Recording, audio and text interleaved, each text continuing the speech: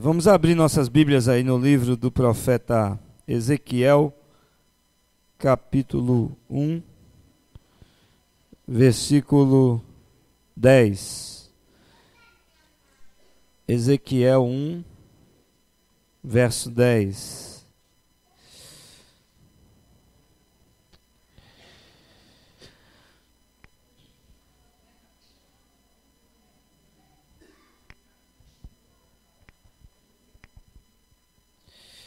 Quando estive em Fortaleza, mês passado, participei lá de um treinamento de líderes, na verdade, supervisores de células, né? No nosso caso aqui, de supervisores de pequenos grupos. E essa foi uma palavra compartilhada com a gente naqueles dias, e eu queria compartilhar com vocês nessa noite. Eu estou cada vez mais convencido de que Deus vai fazer uma grande obra através da sua vida. Amém? Pelos milagres que eu tenho visto, sabe, por toda essa graça que tem sido derramada assim, sem limites sobre nós, eu sei que o Senhor está enviando uma grande onda de avivamento sobre as nossas vidas. E eu tenho certeza de que isso é independente de nós. Porque nós só estamos aqui hoje por causa da graça de Deus, não é mérito. Não é algo assim que nós conquistamos, né, com o nosso próprio esforço. Não é algo que a gente mereça. Eu estava ouvindo uma palavra do pastor Reinhard Bonk esses dias, e ele falando a respeito do sangue de Jesus, né, como sendo o nosso grande pré-requisito para sermos usados por Deus. É o sangue de Jesus. É o sangue de Jesus que nos cobre, que nos lava, que nos torna aceitáveis. E é através dessa graça, da sua misericórdia, que nós podemos ser instrumentos poderosos nas mãos de Deus. E hoje à noite, a partir dos testemunhos que foram dados aqui, eu fiquei muito inquieto para dizer isso, sabe? Porque eu vi em vocês uma disposição para ser usado por Deus, uma disposição para ser um instrumento nas mãos de Deus, e que essa palavra seja uma confirmação para os nossos corações. Eu digo os nossos porque esse é um desejo que arde constantemente, né? Eu quero ser um instrumento nas mãos de Deus, eu quero que da minha vida flua a graça de Deus, e eu ouvi isso de alguns de vocês, e eu sei que esse é um desejo da grande maioria dos que estão aqui, e é a partir disso que o Senhor vai realizar grandes coisas nessa geração, amém? No meio dessa população que está aí. Agora vamos e convenhamos, a gente acabou de assistir um jogo do Brasil, né? E você pode lembrar do primeiro gol de Neymar lá. Vamos fazer um ensaio assim. Como é que você comemorou aquele primeiro gol de Neymar? Vamos lá, vou dar uma de Galvão Bueno agora, né? Lá vai Neymar, pendurou na bola, passou o primeiro, vai Neymar, chutou, é gol, é gol! Pronto. Certo. Agora eu vou repetir o que eu disse. Eu tenho plena certeza que o Senhor está enviando uma onda de avivamento nesse tempo. E Deus vai usar você poderosamente. Aleluia. Eita, Débora está dormindo aqui. Mas se fosse gol do Neymar, ia estar dormindo do mesmo jeito. Mas enfim. Muito mais a gente tem que vibrar pelas coisas de Deus, irmãos. Muito mais a gente tem que se empolgar pelo agir de Deus, pela obra de Deus. Você vê, por exemplo, um testemunho desse como o de Djalon, né? O tamanho do milagre é algo que ninguém poderia fazer. Eu poderia exortar Djalon, querer colocar isso na cabeça dele, mas é algo que só o Espírito Santo é capaz de fazer. Amém? E o Senhor vai fazer uma grande obra em nossas vidas. Ezequiel capítulo 1, a partir do verso 10. o texto fala, antes da gente ler, o texto fala a respeito de uma visão que o profeta teve, né? E ele tem uma visão de 4 seres viventes.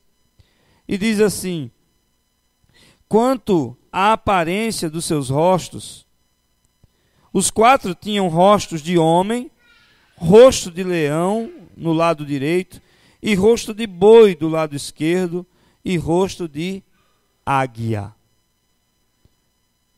Rosto de homem, leão, boi e águia. Vamos repetir esses 4? Homem, leão, boi, águia. Mais forte. Homem, leão, boi, águia.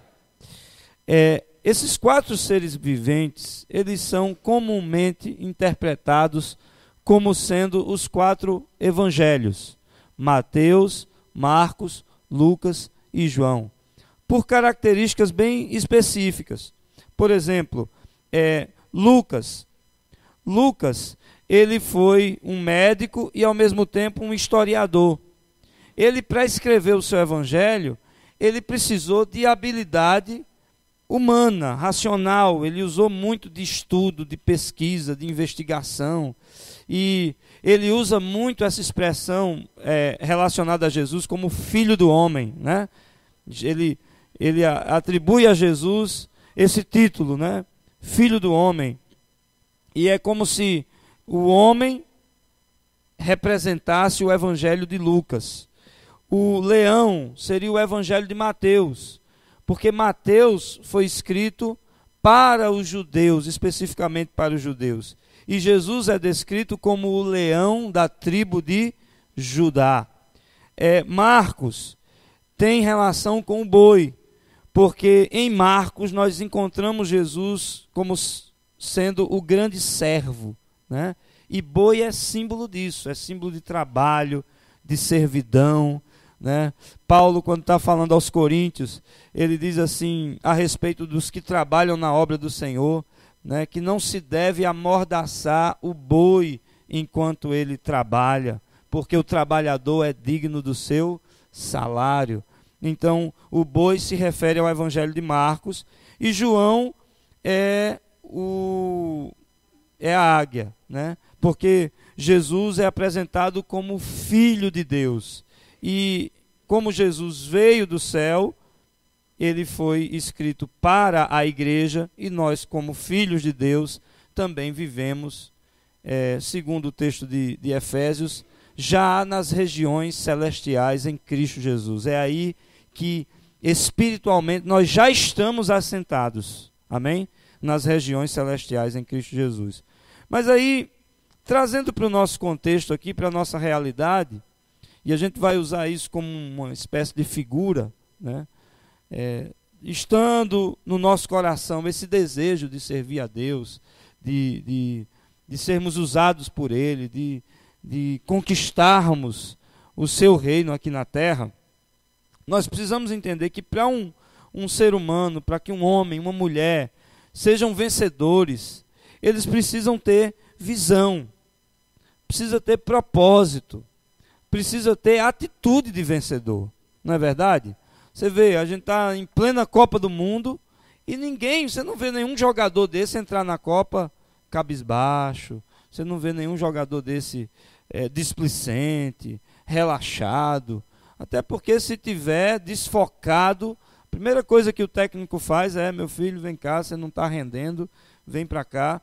E a pessoa que quer ser usada por Deus, ela tem que ser uma pessoa determinada a isso.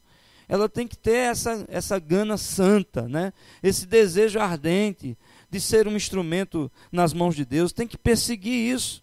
Ele tem que ser um visionário, ele tem que ir para além do natural, porque ninguém aqui nasceu para viver simplesmente no que enxerga, no que apalpa, nessas coisas humanas, não.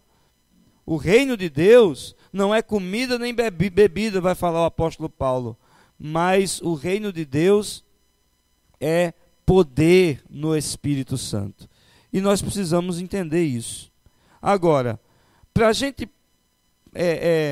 adquirir essas características de um cristão vencedor, eu queria usar como base essas 4 figuras aqui, né? O homem, o boi, o leão e a águia. E o texto vai falar de Jesus como sendo essa pessoa, esse ser, esse instrumento que possuía as 4 características desses 4 elementos. É isso que nós vamos ver hoje à noite, né? Jesus tinha todos os atributos do homem, do leão, do boi e da águia. E o que é mais importante, eu queria que você tomasse posse disso, é que as coisas que um dia pertenceram a Cristo e que Ele na cruz do Calvário, quando entregou sua vida, nos fez assentar nos lugares celestiais, nós podemos tomar posse disso pela fé em nome de Jesus. Kenneth Hagin, que é um autor cristão, ele diz assim que todas as promessas de Deus que estão na Bíblia, elas podem ser nossas pela fé. Então, tudo quanto Deus declarou a respeito dos profetas, dos grandes homens de Deus, das grandes heroínas de Deus, podem pertencer a mim e a você. Se no momento em que nós lermos as Escrituras, nós nos colocarmos no lugar desses personagens e dizer: Deus, isso aqui pertence a mim, eu tomo posse dessa palavra nessa noite. Por exemplo, o Salmo 23, Davi é o autor desse salmo, e ele fala nesse salmo a respeito da sua relação com Deus, da sua realidade. O que é que ele diz no verso 1? O Senhor é o meu pastor, de nada terei falta. Essa promessa pode ser minha e sua pela fé em nome de Jesus. A partir do momento em que eu leio essa palavra inspirada pelo Espírito Santo e declaro, tendo a certeza disso, que o Senhor é o meu, você pode declarar com fé: o Senhor é o meu pastor, de nada terei falta. Amém? Então, da mesma forma, o que nós vamos ver aqui hoje, eu queria que você tomasse posse pela fé no nome de Jesus. Se você de fato quer ser um instrumento nas mãos de Deus, se você quer ser usado por Deus, usada por Deus, você precisa dessas 4 características em sua vida. Mas vamos começar primeiro seguindo a ordem dos evangelhos, tá bom? Como é que estão os evangelhos na Bíblia? Mateus, Marcos, Lucas e João. Então vamos começar a partir do leão. Jesus é o leão da tribo de Judá. E essa face de leão tem a ver com conquista. Tem a ver com ganhar vidas, com salvar vidas. Por quê? Porque o leão tem uma característica muito interessante. Se você parar para analisar, o leão não é o animal mais rápido da floresta. Você já parou para prestar atenção nisso? Embora ele tenha esse título de o rei da selva, ele não é o mais rápido da floresta. Há outros animais que são mais rápidos do que o leão, né? E da mesma forma, o leão ele não é o animal mais forte da floresta. Há outros animais que são mais fortes do que ele. Se você pegar um rinoceronte, por exemplo, né? Ele é mais pesado, ele é mais forte. Mas o leão tem uma característica muito interessante, é que o leão ele não recua. O leão é valente. O leão, quando ele foca numa presa, pode ser um elefante que tem não sei quantas vezes o tamanho dele, o peso dele. Mas ele sabe trabalhar de forma organizada. Ele consegue reunir o seu bando e vai e consegue focar na presa e ele persegue até conquistá-la. Amém? Do mesmo jeito, nós, enquanto cristãos, nós estamos aqui para conquistar vidas, para salvar vidas, né? O nosso grande desafio nesse tempo é resgatar vidas do inferno para povoarmos o céu. É para isso que Jesus nos chamou. É para isso que Jesus nos chamou, mas para isso a gente tem que ter foco de leão, coração de leão.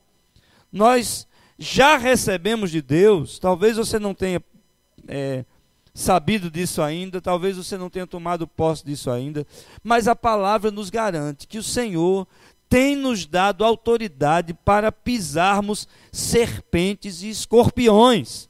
E essas serpentes e escorpiões são uma representação do poder do inimigo, do diabo e dos seus anjos. Então, a unção de leão precisa estar sobre a minha vida e sobre a sua vida. Você pode repetir isso? A unção de leão precisa estar sobre a minha vida. E se você for um pouquinho mais ousado, você vai dizer: a unção de leão está sobre a minha vida. Aleluia! Tem algo novo acontecendo aqui, irmãos. É hora da gente liberar o leão que está aí dentro. Amém? Porque você vê, embora Jesus tenha vindo com mansidão, com humildade, mas Jesus não era nem de longe um cristão água com açúcar, assim passivo, uma pessoa para passar despercebida, de jeito nenhum. Onde Jesus chegava, das duas uma, ou havia cura, salvação, libertação, o povo se alegrava, né, por causa das maravilhas de Deus, ficavam impressionados com o ensino de Jesus, ou então eles rejeitavam Jesus, não aguentavam a presença dele, como no caso do gadareno lá, né, endemoniado. Aquela população lá ficou tão incomodada com o poder de Jesus, que expulsou Jesus da cidade, né? Porque Jesus, com ele era tudo ou nada, ou é 8 ou é 80, não dá para ficar em cima do muro, não dá para ficar um pé lá e outro cá, né? Não dá para acender uma vela para Deus e outra para o diabo. Com Jesus ou é ou não é. E isso tem a ver com a unção de leão. Deus nos deu autoridade e governo. Nós temos hoje, aí como igreja, né? Como igreja, nós temos autoridade nessa terra que foi nos dada por Ele. Ele disse assim: olha, foi-me dada toda a autoridade nos céus e na terra, portanto, vão e façam discípulos. Mas para isso é preciso ter unção de leão. É preciso, desculpe, parece uma expressão pesada, mas você tem que focar a presa e dizer: em nome de Jesus, eu vou alcançar esse cara para o Senhor Jesus, eu vou alcançar essa mulher para Deus, ela vai ser uma mulher de Deus, ela vai ser um instrumento nas mãos de Deus, amém? Essa é a unção de leão, essa autoridade que havia sido perdida lá no Éden, né? Quando o homem entregou para o diabo, a partir da sua desobediência, Jesus conquistou na cruz do Calvário, amém? E ele entregou à igreja. Tudo que nós ligarmos na terra terá sido ligado nos céus. E o que nós desligarmos na terra terá sido desligado nos céus. Apocalipse vai dizer que Jesus é aquele que tem a chave de Davi. É uma chave que abre e ninguém fecha. É uma chave que fecha e ninguém abre. Do mesmo jeito é com a gente. Porque nós somos seus representantes aqui na terra. Face de leão. Segundo lugar, vem o evangelho de Marcos. É o evangelho do serviço. Jesus é apresentado como o grande servo do Senhor. E é a face do boi, né? Jesus diz assim: quem quiser se tornar grande entre vós, será esse o que vos sirva. Porque aí fora é o seguinte: como é que a gente reconhece uma autoridade? Uma autoridade é aquela que tem maior capacidade, né? Existe até uma máxima popular que diz assim: manda quem pode e obedece quem tem juízo. Mas no reino de Deus não é assim. Quem quiser tornar-se grande no reino de Deus, deve ser o que vos sirva. Porque no reino de Deus, a autoridade ela é representada pelo serviço. Lembra que antes da última ceia, ou melhor, depois da última ceia, antes da crucificação, Jesus está reunido com seus discípulos e de repente ele se cinge com a toalha, se agacha e começa a lavar os pés dos discípulos um a um. E ninguém entendeu nada. Pedro chegou ao ponto de dizer: não, Senhor, nunca me lavarás os pés. Porque Jesus ali, de fato, ele estava se colocando na posição de um escravo. Um escravo, porque essa era uma atribuição de escravo. Mas quando ele termina de cumprir esse ato, o que é que ele diz? Vocês serão meus discípulos se fizerem o mesmo. Amém? É isso que essa geração precisa. Infelizmente, quando a gente fala assim, discipulado, né, em muitos lugares, a ideia que se tem de discipulado é completamente errada da ideia da Bíblia. Então, tem muita gente que se considera discipulador ou líder sobre outro para mandar na vida do outro, para querer exercer autoridade, para dominar, né, no sentido secular da palavra. Então o discípulo ele não pode ir num lugar se não avisar para o discipulador, ele não pode comprar uma prancha se ele não consultar o discipulador. O discipulador de repente manda o discípulo lavar o carro dele. Já pensou que coisa boa, né, Guilherme? Guilherme, vem aqui domingo lavar meu carro, né? Mas não tem nada a ver com isso. Isso é paranoia, isso é doentice, né? Isso é gente azeda. Eu já tive ovelhas que se enveredaram por um negócio desse e depois voltaram me pedindo socorro, porque não aguentavam o fardo daquilo que chamavam de discipulado, né? Mas que na verdade era doença, né? O discipulado bíblico é um discipulado onde eu estou disposto a servir mais do que a ser servido. E eu, inclusive, vou estar falando sobre isso no domingo. A partir desse próximo domingo, eu vou começar uma série de mensagens sobre discipulado pessoal. É muito importante que você esteja aqui. Mas essa face de boi fala também do serviço na igreja. O reino de Deus está aí, mas o coração do reino de Deus é a igreja local, né? Então você tem as denominações, as igrejas da sua expressão local. Cada igreja dessa representa um coração no reino de Deus. E é ali onde a igreja exerce ministério, serviço. Aqui a gente tem não só o louvor, mas tem o pessoal da cabine de som, tem o pessoal que cuida da recepção, da consolidação, tem gente para cuidar das crianças, tem gente para cuidar dos dependentes químicos, que é o RV, tem gente para cuidar de tantas e tantas áreas, tantos e tantos ministérios que existem, que podem, devem existir e que têm a ver com o serviço do reino de Deus. Há pessoas que, por exemplo, logo depois que acabou o jogo que a gente assistiu aqui na igreja, assim que terminou o culto, né, alguns irmãos se empenharam em varrer a igreja, ajeitar a cadeira. Quer dizer, é exatamente esse espírito que precisa existir no coração daqueles que desejam ser tremendamente usados por Deus. Amém? Infelizmente, as pessoas pensam muito em status quando vai. Poxa, queria ser como o pastor Serginho, queria ser como o pastor Rômulo. No dia quando eu terminar seminário, eu vou ser igual ao Silas Malafaia. Meu irmão, está repreendido em nome de Jesus.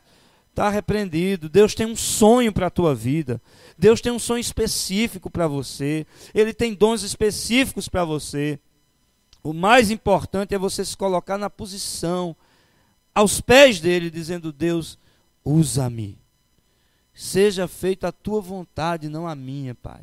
E começa a servir nas pequenas coisas, meu irmão. Quer ser grandemente usado por Deus? Comece a servir nas pequenas coisas.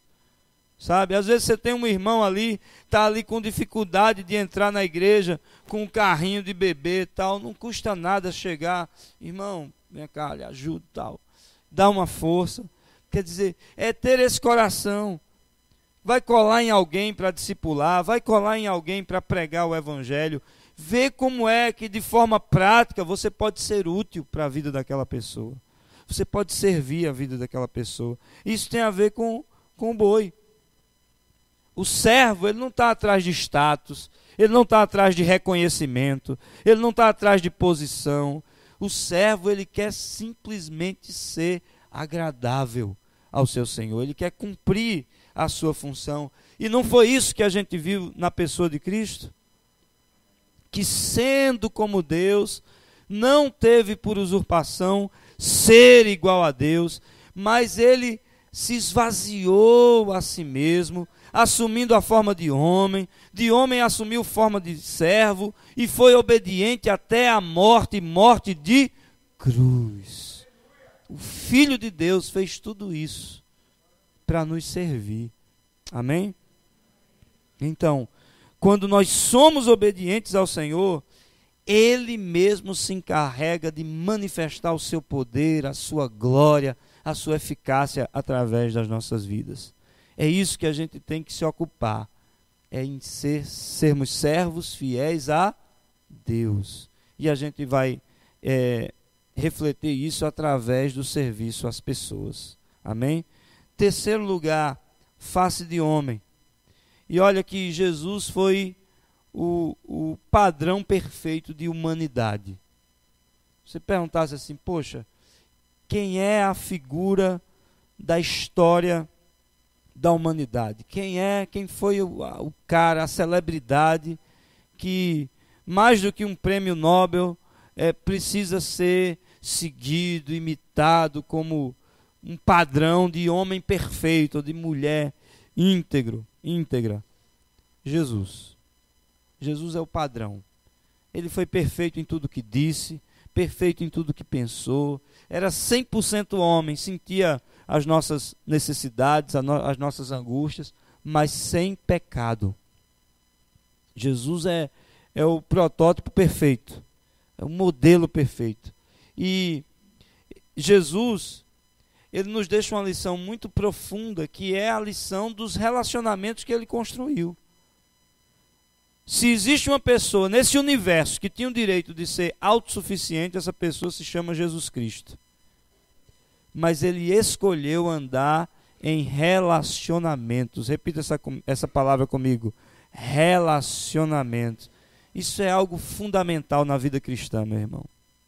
Olhe, desconfie de qualquer homem de Deus ou mulher de Deus que queira ser alguma coisa independente de todo mundo. Ah, não, porque eu sou profeta de Deus. E você congrega onde, meu irmão? Quem é o seu pastor? Né? Ah, porque fulano é um grande pregador e cura e tal. Vocês viram aqui no Aviva, né, o apóstolo Nery e tal, que teve aqui. A primeira pergunta que eu fiz para ele, na primeira conversa que nós tivemos, assim, você vem de onde? Qual é a sua igreja? Você tem uma referência? Quem é o seu pastor? Olha, eu vim da igreja tal, meu pastor foi fulano de tal e tal. E de fato ele veio de onde disse. Porque não existe essa. No reino de Deus, o exemplo que Jesus deixou é que nós devemos investir em relacionamentos. Ele diz assim em João 17:23, ó: eu neles e tu em mim, a fim de que eles sejam aperfeiçoados na unidade. Eu neles e tu, o Pai, né, em mim, a fim de que eles sejam aperfeiçoados na unidade. É na unidade que a gente cresce, é na unidade onde a gente é confrontado, é na unidade onde a gente é abençoado, é na unidade onde a gente pode exercer o ministério que Deus tem nos dado, enfim. Então, essa face de homem tem a ver exatamente com o discipulado, tem a ver com essa vivência um com o outro, porque Lucas, ele desempenhou o seu evangelho a partir dessas habilidades naturais que ele recebeu de Deus. E Jesus, sendo 100% homem, ele não viveu de espetáculo. Jesus viveu de relacionamentos. Jesus investiu nas coisas simples. Então, ele estava na casa de um fazendo uma refeição, ele de repente estava com seus discípulos e punha as crianças no colo e abençoava a vida das crianças. Quer dizer, Jesus foi 100% homem, era obediente aos seus pais em tudo. Quer dizer, um modelo perfeito de humanidade. E nós podemos ser diferentes, sim. Presta atenção no que eu vou dizer. Nós podemos e seremos impactantes, sim, mas sendo normais. Sendo normais. Tem gente que acha que para ser usado por Deus tem que rodopiar, né? Que para ser usado por Deus tem que sapatear, tem que fazer espetáculo, né? Tem gente que acha que para ser usado por Deus tem que usar uma roupa especial também. E não tem nada a ver. Eu, durante um bom tempo, eu achava que para, por exemplo, ser usado por Deus no sobrenatural, para expelir um demônio, né? Eu ia ter que fazer um carnaval. Não era algo consciente, mas eu achava que o demônio só ia sair se eu gritasse. Tá, em nome de Jesus! Né? Vai lá, está repreendido! Ei! Não. Não, a autoridade espiritual não tem nada a ver com isso. Você pode ser uma bênção, cheio do Espírito Santo, e uma pessoa normal no sentido de equilibrada no Senhor. Não é pelo grito. A autoridade espiritual tem a ver com fé, tem a ver especialmente com a unção do Espírito Santo. E Jesus não gritava para demônio, ele simplesmente mandava sair, dava uma ordem firme, né? Tiago, ele vai dizer assim, olha, cuidado, vigiem, o diabo anda ao vosso derredor, buscando a quem possa tragar. Aí ele dá a receita. Resistam-lhe firmes na fé. Então o diabo está resistindo, o diabo está, sei lá, querendo causar problema na sua casa. Não precisa de espetáculo, não precisa de carnaval, gospel. Você precisa usar a autoridade que Jesus já te deu pela fé no nome dele. Olha, Satanás, em nome de Jesus eu não aceito isso aqui. A minha casa, a minha família é do Senhor Jesus. O que eu tenho, eu já consagrei ao Senhor Jesus. Você não tem direito de tocar. E repreender, resistir firme. Amém? Então nós podemos ser diferentes, sendo equilibrados, normais. E Ele mesmo, o Senhor, nos mostra que nós temos ainda nossas necessidades humanas.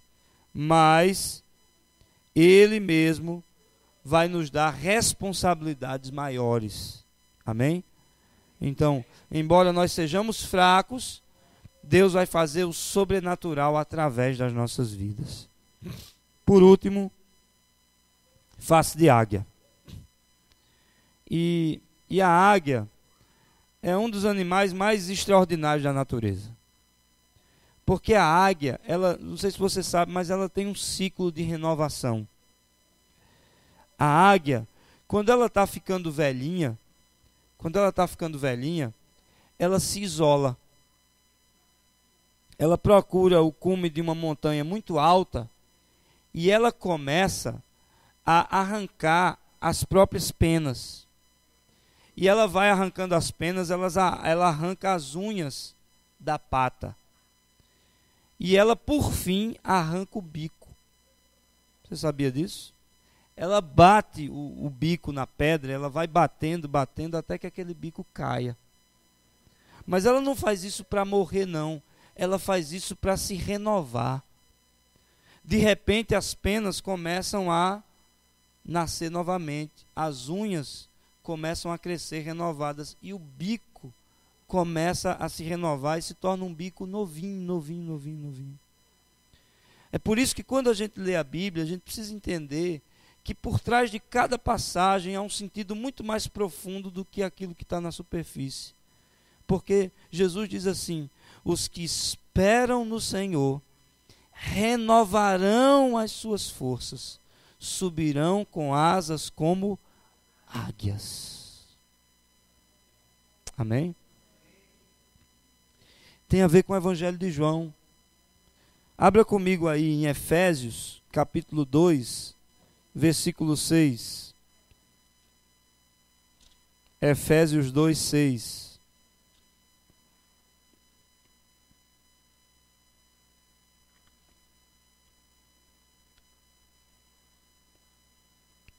Quantos já acharam? Amém? Eu vou ler do verso 4. A partir do verso 4. Diz assim: Todavia, Deus, que é rico em misericórdia, pelo grande amor com que nos amou, deu-nos vida com Cristo, quando ainda estávamos mortos em transgressões. Pela graça sois salvos. Olha o que ele diz no verso 6. Deus nos ressuscitou com Cristo e com ele nos fez assentar nas regiões celestiais em Cristo Jesus, para mostrar nas eras que hão de vir a incomparável riqueza da sua graça, demonstrada em sua bondade para conosco em Cristo Jesus. Amém? A águia pertence ao céu. E nós somos o povo celestial. Amém? Nós somos o povo de Deus. Nós estamos assentados com Cristo nas regiões celestiais. Isso tem a ver também com a nossa comunhão com o Senhor, irmãos. Porque, olha, quando a gente se afasta da comunhão com Deus, para de ler a palavra, para de orar, para de ter esse tempo de intimidade, né? Vocês viram quantos participaram de pequeno grupo ontem? Levanta a mão para eu ver. Amém. O estudo foi sobre isso, né? Sobre esse relacionamento íntimo com Deus. Então, quando a gente se afasta um pouco dessa comunhão, a gente começa a só pensar nas coisas da terra. É dificuldade, é problema, é necessidade, é desafio, a luta está grande demais, é estresse, é problema. Aí quando a gente restaura o nosso lugar de comunhão, de intimidade, palavra, oração, é como se Deus pegasse a gente assim pela mão, ó, nos levantasse e a gente passasse a ver tudo isso, mas de uma outra posição, né? A gente vê que jamais os nossos problemas vão ser maiores do que o nosso Deus. Amém? E a águia, ela também tem duas asas, não tem? Como toda ave, obviamente. Isso nos reporta também a essa realidade da igreja, né? Uma asa representa essa unidade no templo, todo mundo junto, recebendo a mesma porção de visão, de entendimento, mas a outra asa representa a nossa comunhão nos lares, nas casas. Por isso que a gente entende que uma igreja equilibrada, ela precisa ter duas asas, né? Duas asas, a do templo e a das casas. Porque imagine um pássaro voando com a asa só, né? É impossível. É impossível. E para uma igreja ser equilibrada, ela precisa das duas asas. E, por último, é quando a gente investe em oração, em intercessão, é quando a gente investe nas coisas do alto, né? Por isso Paulo era muito enfático, ele dizia, olha, pensai nas coisas do alto, que a gente começa a viver de fato nessas regiões celestiais. Paulo diz também em Efésios 6,18, orando em todo o tempo no Espírito, né? A gente pode orar com entendimento? Pode e deve. Mas a gente às vezes precisa deixar fluir algo mais, né? Espírito Santo vem aqui, Espírito Santo interceda por mim, Espírito Santo interceda por essa causa, porque se a Bíblia diz que nós não sabemos nem orar como convém, né? Mas o Espírito intercede por nós com gemidos inexprimíveis, né? E a gente precisa aprender a conquistar esses lugares. Precisamos aprender a fazer dos lugares altos, dos lugares celestiais, a nossa morada. Mais do que essa vida e esses problemas, nós somos cidadãos do reino, amém? Do céu. E a nossa morada pode ser representada como o lugar onde a águia faz seu ninho. É nas alturas, é nos lugares mais altos, amém? Para concluir, eu espero mesmo que você tenha aprendido que para ser um instrumento nas mãos de Deus, como eu e você desejamos ser, nós precisamos assumir essas características em nossa vida. O leão, que representa a conquista. O boi, que representa o serviço. O homem, que representa os relacionamentos, o discipulado, essa vida, né, de unidade que a palavra nos propõe. E a águia, que tem a ver com essa visão dos lugares altos, e pode ser traduzido também como o Senhor nos enviando, né, para conquistar as nações. Que esse é o sonho, o grande sonho, o grande desejo do coração dele. E eu queria que nós ficássemos de pé agora, para a gente ter um tempo de oração. E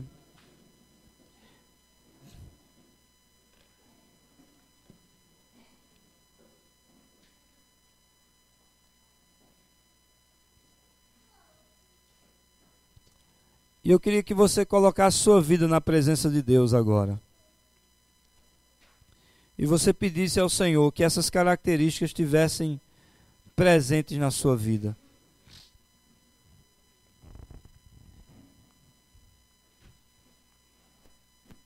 Porque liderar, irmão, ser líder, nada mais é do que influenciar pessoas.